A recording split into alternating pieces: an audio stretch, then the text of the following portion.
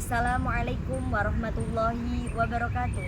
Perkenalkan, nama saya Aris Iqbar dari Universitas Islam Negeri Salatiga, Fakultas Usuluddin Adab dan Humaniora, Prodi Ilmu Al-Quran dan Tafsir. Pada siang hari ini, saya akan mengajak teman-teman untuk mengenal lebih dalam tentang filsafat. Sebelum berjalan lebih jauh, saya akan menjelaskan kepada teman-teman mengapa kita sangat penting untuk belajar filsafat. Mengapa belajar filsafat? Karena di dalam filsafat mengajarkan kita untuk berpikir secara terstruktur dan kritis, agar kita tidak asal-asalan dalam menghakimi sesuatu yang ada. Kemudian selanjutnya adalah, apa aja sih yang dipelajari dalam filsafat itu? Apa saja yang dipelajari dalam filsafat? Yaitu yang pertama adalah dasar-dasar ilmu, yang kedua adalah asumsi ilmu, yang ketiga adalah implikasi dari ilmu tersebut. Bagaimana sejarah perkembangan ilmu? Sejarah tentang perkembangan ilmu, yaitu ada 4 masa. Yang pertama adalah masa prasejarah, yang kedua masa klasik, yang ketiga masa pertengahan, dan yang keempat adalah modern. Masa yang pertama yaitu masa prasejarah. Pada masa ini, ilmu sangat dipengaruhi oleh gejala-gejala alam.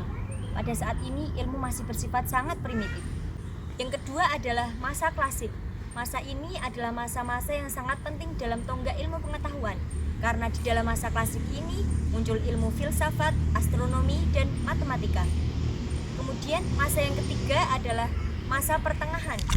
Di masa pertengahan ini ilmu mulai dipengaruhi oleh pengaruh-pengaruh agama. Dan yang terakhir adalah masa modern. Di masa modern, perkembangan sangatlah pesat, karena di masa ini sudah dipengaruhi oleh perkembangan teknologi-teknologi yang ada.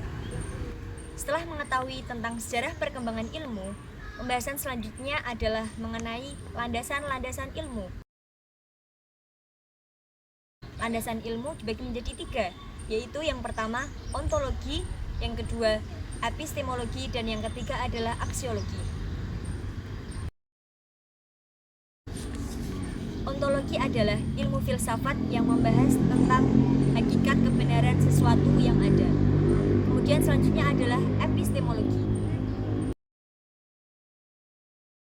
Epistemologi adalah ilmu filsafat yang membahas tentang teori-teori dari ontologi tersebut. Dan yang terakhir adalah aksiologi.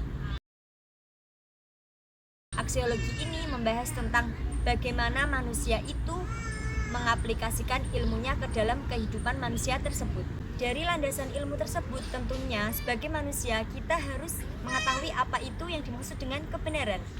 Di sini saya akan sebutkan beberapa macam teori-teori kebenaran.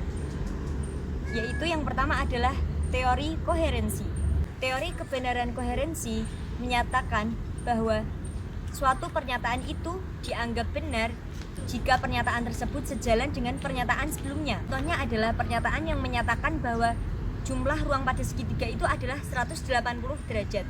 Itu pernyataan yang pertama.